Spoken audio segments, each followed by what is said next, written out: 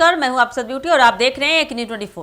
बिहार विधानसभा चुनाव 2025 के दूसरे चरण के मतदान से ठीक पहले पूरा राजनीतिक माहौल एक ही लंबी सांस में उबलता हुआ दिखाई दे रहा है, क्योंकि तेजस्वी यादव ने एनडीए पर यह कहते हुए सीधा प्रहार कर दिया कि पहले चरण की वोटिंग के बाद एनडीए खेमे में गमगीन सन्नाटा पसरा है और हार के डर से गृह मंत्री अधिकारियों पर फोन के जरिए दबाव बना रहे हैं। जहां वे ठहरते हैं वहां के सीसीटीवी बंद करवाए जा रहे हैं। देर रात अधिकारियों को होटल बुलाकर महागठबंधन समर्थित बूथों को डिस्टर्ब करने और उनके कार्यकर्ताओं को वोटिंग के दिन तक डिटेन करने जैसे निर्देश दिए जा रहे हैं। जबकि इसी सियासी उथल पुथल में कांग्रेस नेता पवन खेड़ा का पीएम मोदी की कनपट्टी पर कटा रख कर बाला बयान सामने आते ही पूरे देश में राजनीतिक पारा इतना चढ़ गया है कि बीजेपी ने इसे लोकतंत्र पर हमला बताते हुए तीखी प्रतिक्रिया दी है और जुबानी जंग अचानक तेज हो गई है। ऐसे में तीसरे मोर्चे से मुकेश सहनी भी पीछे नहीं हटे हैं और पहले चरण की वोटिंग के बाद उन्होंने बीजेपी पर व्यंग कसते हुए कहा है कि हवा बदलते ही कुछ लोग ख्याली पुलाव पकाने लगते हैं,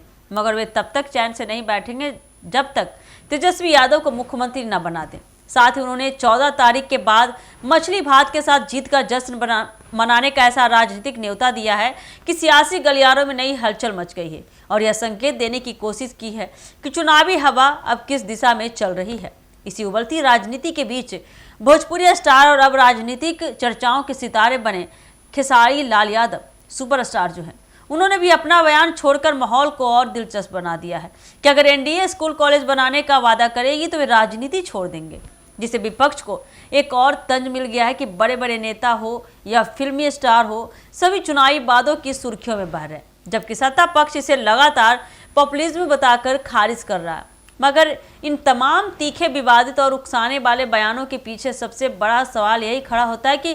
क्या नेताओं की इस रोज व रोज बढ़ती बयानबाजी का कोई असर वोटरों के फैसलों पर पड़ता है? क्योंकि जनता अब हर बयान को सिर्फ बयान समझकर पढ़ती है और अपना निर्णय अपने जीवन, रोजगार, शिक्षा, महंगाई और सुरक्षा जैसे मुद्दों पर ही तय करती है। इसलिए चाहे तेजस्वी का आरोप हो, पवन खेड़ा का विवाद हो, मुकेश सहनी का जश्न निमंत्रण हो या खेसारी का राजनीति छोड़ने वाला बयान हो, इन सबके बीच चुनावी रण क्षेत्र में शोर जितना भी बढ़ जाए, आखिरकार बटन दबाएगी जनता ही और वही तय करेगी कि बिहार का ताज किसके सिर सजेगा। क्योंकि बयान बदलते हैं, मंच बदलते हैं, माइक्रोफोन बदलते हैं, पर फैसला कभी नहीं बदलता। जनता इतनी मूर्ख नहीं, जनता समझदार हो चुकी है। वह जनता की उंगली और उसके वोट से ही लिखा जाता है सबकी किस्मतें।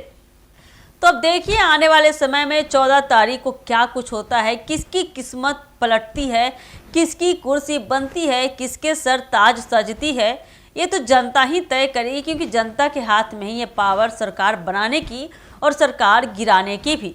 तो क्या कुछ होता है 14 तारीख को, ये देखना काफ़ी दिलचस्प होने वाला है। तो आप ये देखने के लिए तब तक के लिए बने रहे हमारे एक न्यूज़ 24 के साथ। दीजिएगा इजाज़त, धन्यवाद।